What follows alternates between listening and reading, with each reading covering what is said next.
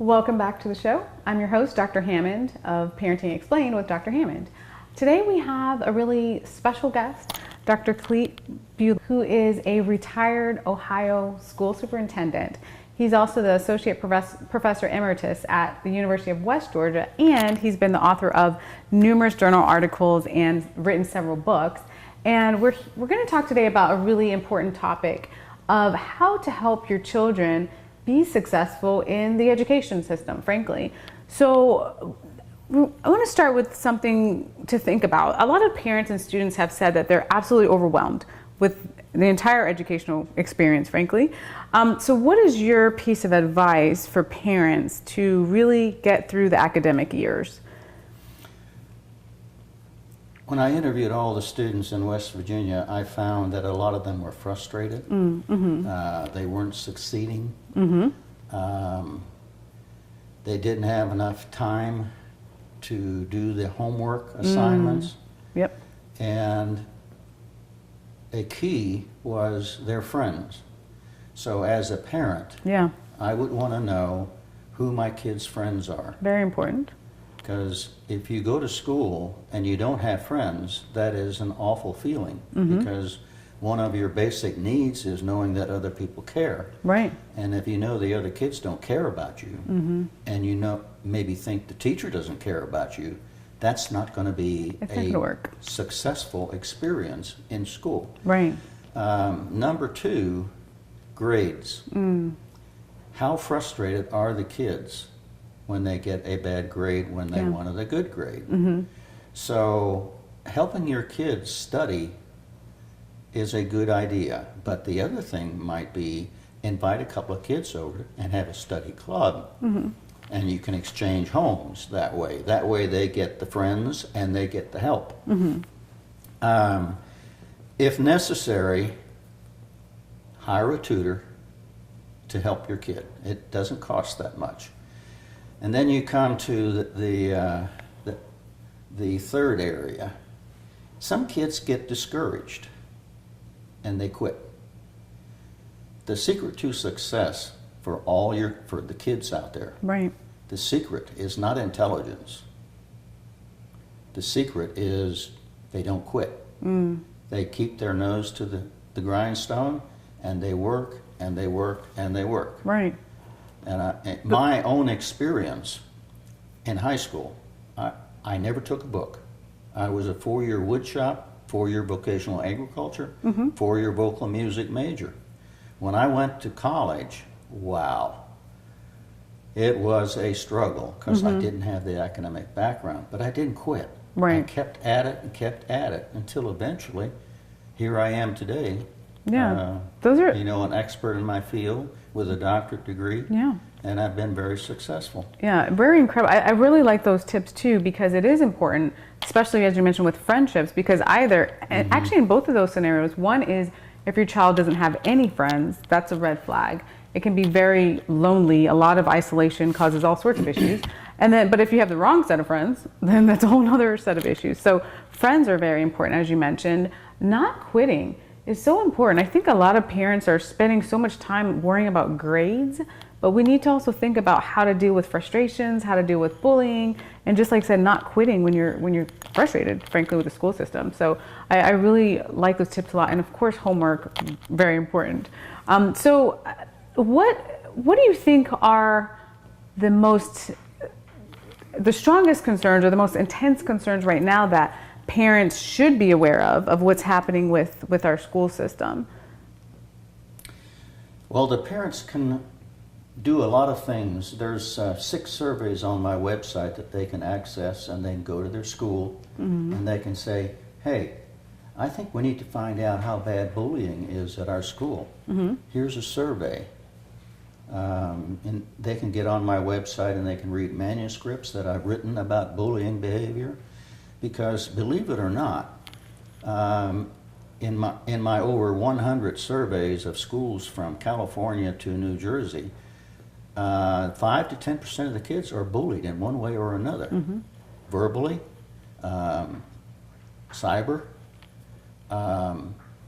Kids can be mean. Very, very, and it's a huge, if huge your issue. kid has headaches or doesn't want to go to school, has a stomach ache, you need to intervene and find out what's going on, because your kid may be bullied. Right. And you've got to go into the counselor and sit down with the counselor and find out what's going on. Right. That's a great tip. When I was a school superintendent and a kid like that was identified, I found a buddy for them. Mm-hmm. Somebody in the school who was a role model, and I said, hey, this kid needs help. You be their buddy. And that worked. But let's see, going back to your question. Well, I even like what you said about bullying, because the fact of the matter is bullying is, I mean, it has horrific effects. There was, the Netflix series 13 Reasons Why that documented a girl that died by suicide in the story because of how severe the bullying was and all sorts of other issues. So it's to the point nowadays where children are dying by suicide because of dealing with bullying. It's a very important issue. That gets at the 5 basic needs of all human beings. Mm-hmm. And parents, you need to know whether your kids' needs are being met. Right. And you stop and say, 5 basic needs? Yeah, there are 5 basic needs that all people have. That includes me, that includes you, Dr. Hammond. It includes all the kids, and even the ones who are disabled or have disabilities have the same 5 basic needs. So let's run through those 5 basic needs. We're gonna run through as soon as we're gonna take a quick break, because that's really, really important. The 5 basic needs, and we're gonna come back and we're gonna share what those are. So we'll be right back.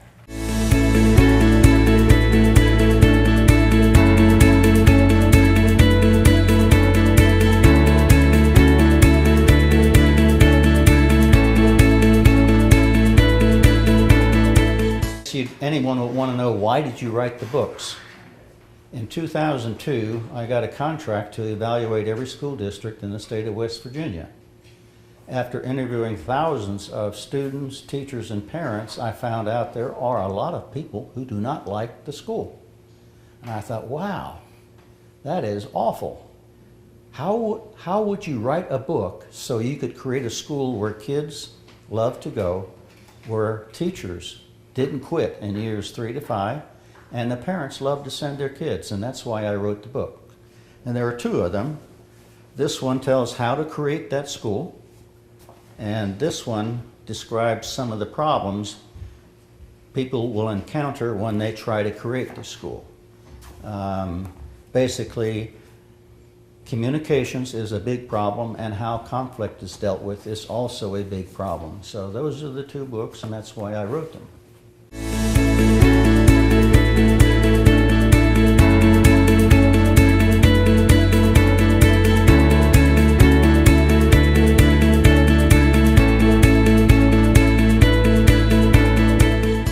Welcome back to the show. We have our amazing guest, Dr. Clete Bulach, who is here. And when we went to break, we were talking about the 5 basic needs. So I would love for you to tell everyone, what are the 5 basic needs? Well, parents should find out whether their children's 5 basic needs are being met, and here they are. Number 1, this was identified by philosophers back in the 18th century, and they said people behave the way they do because they want to be alive. Well, I broaden that out and include stress and anxiety. Many kids go to school feeling very stressed and very anxious because they don't know who might pick on them that day. Very true. So then you come to the second need that was identified, and that was happiness. And the philosopher says, well, yeah, they want to be alive, but they want moments of happiness. Of course. Life with no happiness is no life. Right. And along comes Nietzsche, 19th century philosopher, Nietzsche, something like that. Your parents can get on the web and look it up. He is a famous philosopher, and he said, yes, they want to be alive and they want to be happy, but there's a more important thing, and that's power. And I look at power as control. People want to have some control with their life. Right. And you, Dr. Hammond, you can just ask yourself, when you feel like you're in control, how do you feel? Of course. Wonderful. Wonderful. Yeah. When you feel like you've lost control, how do you feel? Horrible. Horrible. Okay. Right. Well, many kids go to school with no control. Right. They are told what to study. They're told what the rules are. they have no control. Right. And sometimes parents are over-controlling. So we should give our kids the opportunity to have control, age appropriately, The but mantra have some control. throughout the 2 books I've written is give control without giving it up. Well, how do you do that? How do you give control to your kids without giving it up? Right. And if we get time, there's 9 forms of power. 5 of those forms give control. 4 take it back. If you're a parent and you want to successfully raise your kids, you must give them control so they become responsible Very decision true. makers. Very true. If they don't do what they're supposed to do, you have to take it back. You walk into Walmart and look at the parents who have lost control with their kids. And it's sad Right. that Right. so many parents let their kids control them. And I like what you mentioned about control, because really to teach children, to think more independently as they're growing up and into the teen years, you're preparing them for their adulthood Correct. experiences. So that's a great point. That's correct. Then the 4th need is caring. Caring. Do your kids know that you care about them when you discipline them? Do you tell them that you still love them? Do you say that was dumb, that was stupid? Or do you say, hey son, daughter, I love you, but what you just did I do not like. It's the behavior that I don't like. Right. I like you, I love you, Right. but I can't stand that. You'll have to change it. So focusing on You have to focus on the behavior. Behavior, Otherwise, the kid thinks you don't care about them. Right. So when they go to school and believe the teacher doesn't care, and they believe the other kids don't care, that's sad. Right.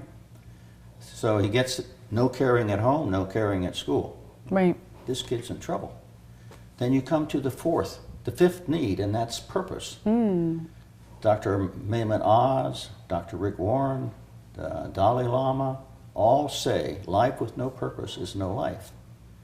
Well, when I interviewed these kids, many kids go to school with no purpose. I said, why do you go to school? They said, well, we have to. I said, you don't have any other reason? No, I don't like school. So how can parents teach their kids about purpose? I think you have to ask your kids, what do you want to be when you grow up? Who is your role model? And many times the role model is the parent. And it's nice to know that, because if you're the role model, then they're going to be just like you. So if you cuss and say bad things and have bad habits, you don't eat right, you don't exercise, if you do all those things, what's your kid going to grow up to be? So, but in school, I liked when a kid came to our school, they signed a contract. The contract stated what their purposes were for going to school. Wow. Now, as a parent, you can do the same thing with your kid. Make them sign a contract. Why are you going to school? What are you going to do? And most parents, I don't think, would have that conversation, which is very important. To say, why are you going to school? Like most kids, like you said, would say, yeah, I'm going because I have to, or I got to learn, I got to do math today. Right. But really thinking about, what is your purpose of going there? Right. So that's a great what point, doing a contract. Is going to be your purpose in life? Now, my purpose in life changed, I don't know how many times. I was going to be a farmer. I had no desire to go to school whatsoever. The military changed all that. And I decided, well, I want to go to college. Now, if I had known that when I was in high school, never took a book haul, never took an academic course, can you imagine how much better prepared I would have been? But anyway, yeah, you need to ask your kid, why are you going to school? What's your purpose? Right. And I love what you've been, really saying about school and the environment and how to help children. If parents want to, or whomever is watching wants to reach out to you, what's the best way for people to contact you? Oh, you just go into the web and put in my last name and first name Cletus, and you'll see all kinds of stuff there. Awesome. There are a lot of YouTube videos out there. You can put in youtube.com and Cletus Bulach, or youtube.com and Clete Bulach, because they're on both names. You can access those. My website is westga.edu/tilt, that little tilt up in the left-hand corner of the keyboard, and C. Bulach. Everything on my website is free. I don't charge for anything. Right, so there's some great resources, But, like you mentioned on your website. Excellent.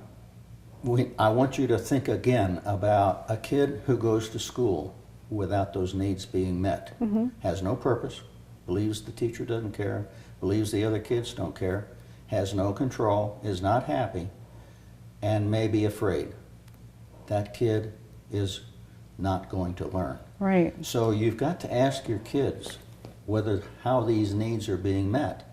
And I urge parents to have their kid rank them on a scale of 1 to 10. I think What that's is a your really, purpose in life? really great point with purpose and all the tips that you've been giving. So we're going to come right back and we're going to continue talking about that great information. So we'll be right back after this.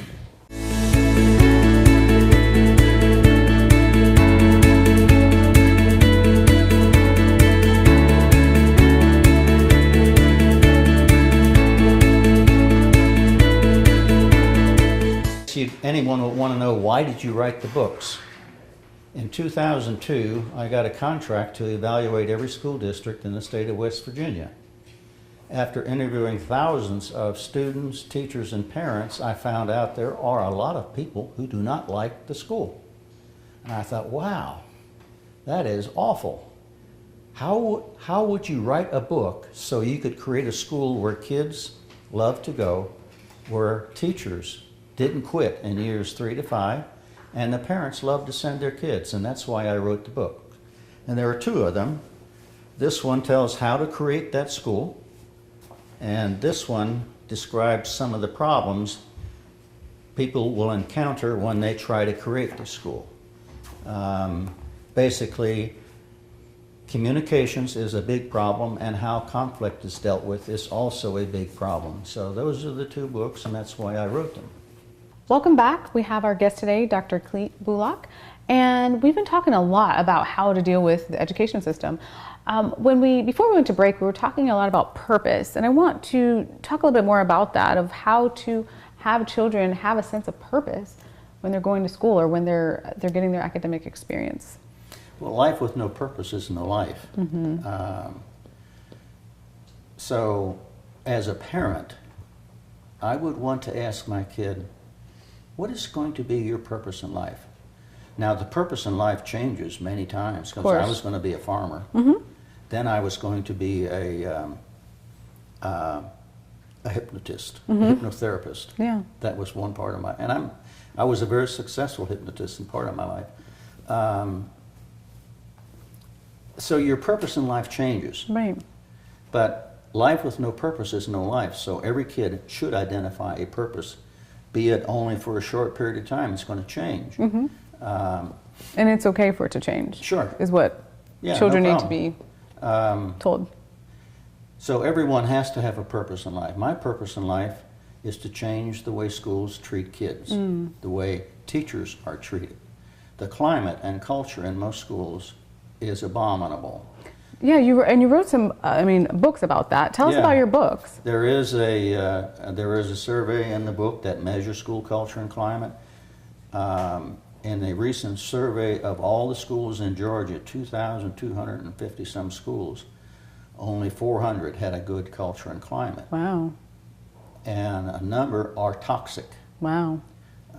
So how to fix that is what my books are written about. Great. And where can someone get a copy of your book? Oh, you can go Barnes & Noble or Amazon and get a copy of that. And tell us the title of your book. They're not expensive. Just put in my name, Bulach, Cletus R, and the book should pop up. So Dr. Bulach, B-U-L-A-C-H. Yeah. And we can find your books. Awesome. Yeah. And so you said the books talk about the solution of, how to really help a school climate. Yeah. Yeah. There's the first book lays out how to do that. Mm-hmm. The second book lays out some of the problems that are going to be encountered, one of which is openness. And the overall climate of the school. And then another one is, how do you deal with conflict? Because a lot of people don't know how to deal with conflict. Right. What's your number one tip for that, as far as how to deal, if you had a number one tip for parents of how to deal with conflict in the school system or at home, what would be your number one tip? Well, that's an interesting question. Well, we'll say specifically in the school system. I would think paraphrasing is probably the number one technique that parents can use. Yeah. When they hear their kid talking about something, you paraphrase them and you say, "This is what I heard you say," and you give them your understanding of what you heard them say, and then you say, "Is that right? Is that what you meant?" Yeah. So when you deal with conflict, you have to get at the core of it. And there's only one way to really do that, and that's paraphrasing, by talking about it. Now, you can do perception checking. This is the chapter on the 5 basic communication skills. You can do perception. Did I hear you say that you, and you do a perception, and the kid says, "No, I didn't say that. I didn't mean that at all."